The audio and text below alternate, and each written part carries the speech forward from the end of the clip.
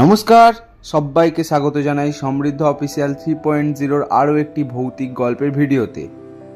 আমি সমৃদ্ধ আর আপনাদের শোনাতে চলেছি আরও একটি ভৌতিক গল্প।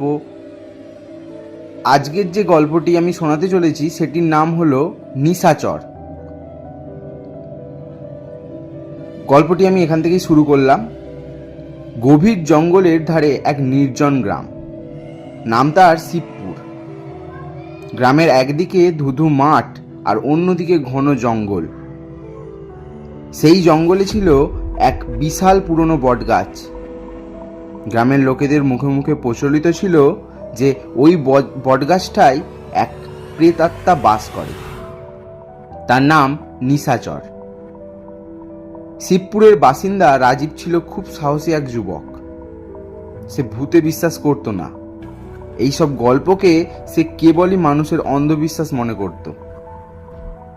একদিন গ্রামের কয়েকটা ছেলে বাজি ধরল রাজীবের সঙ্গে। বাজিটা ছিল এই যে রাজীবকে ওই বটগাছটার নিচে এক রাত কাটাতে হবে। যদি সে পারে তাহলে তাকে বড় একটা উপহার দেওয়া হবে। রাজীব রাজি হয়ে গেল, কারণ সে প্রমাণ করতে চেয়েছিল যে ভূতের গল্প শুধুই একটি কাল্পনিক গাথা। সন্ধ্যা নেমে আসতেই রাজীব মশাল আর কিছু খাবার নিয়ে রওনা দিল বটগাছটার দিকে। জঙ্গলের ভেতরে এক অদ্ভুত নিস্তব্ধতা। কেবল ঝিঝি পোকার ডাক আর দু একটা পেঁচার ডাক শোনা যায়। বটগাছটার কাছে পৌঁছতেই রাজীবের গা ছমছম করে উঠল। বিশাল সেই বটগাছটা তার শত শত ঝুড়ি নিয়ে যেন দাঁড়িয়ে আছে। রাজীব গাছের গোড়ায় একটা চাদর বিছিয়ে বসে পড়ল। রাত যত গভীর হতে লাগলো ততই জঙ্গলের পরিবেশ বদলে যেতে থাকলো। গাছের পাতাগুলো যেন ফিসফিস করে কথা বলছে। হঠাৎ একটা শীতল হাওয়া বইতে শুরু করলো। রাজীবের মশালটা প্রায় নিভে গেল। চারপাশে একটা পচা ফুলের গন্ধ ছড়িয়ে পড়ল। রাজীব কিছুটা ভয় পেলেও নিজেকে শান্ত রাখার চেষ্টা করল। হঠাৎ সে বটগাছের ডালপালা নড়াচড়ার শব্দ শুনতে পেল, কিন্তু বাইরে তো কোনো বাতাস নেই। তারপর গাছের ডালের দিকে তাকিয়ে সে যা দেখল তাতে তার বুক কেঁপে উঠল। একটা বিকৃত লম্বাটে ছায়া মানুষের আকৃতির মতো ডালের উপরে দিয়ে হেঁটে চলেছে। ছায়াটার চোখ দুটো যেন লাল আগুন জ্বলছে। ছায়াটি তার বিকৃত গলায় ডাকলো, রাজীব, তুই এখানে কেন এসেছিস? তোর মতো মানুষের এখানে আসা উচিত নয়। রাজীব ভয়ে কাঁপতে কাঁপতে চিৎকার করে উঠল, কে কে তুমি? ছায়াটা বলল, আমি নিশাচর। এই বটগাছ আমার সাম্রাজ্য। যারা রাতের বেলায় এখানে আসে তাদের আমি ছেড়ে দিই না।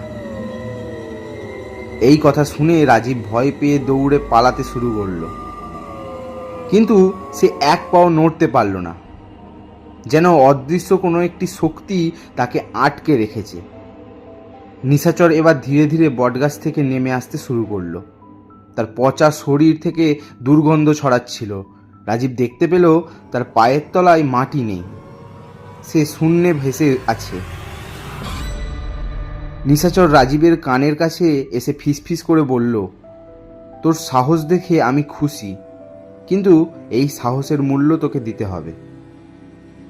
তারপর নিশাচর রাজীবকে তুলে নিয়ে বটগাছের কোটরের মধ্যে অদৃশ্য হয়ে গেল।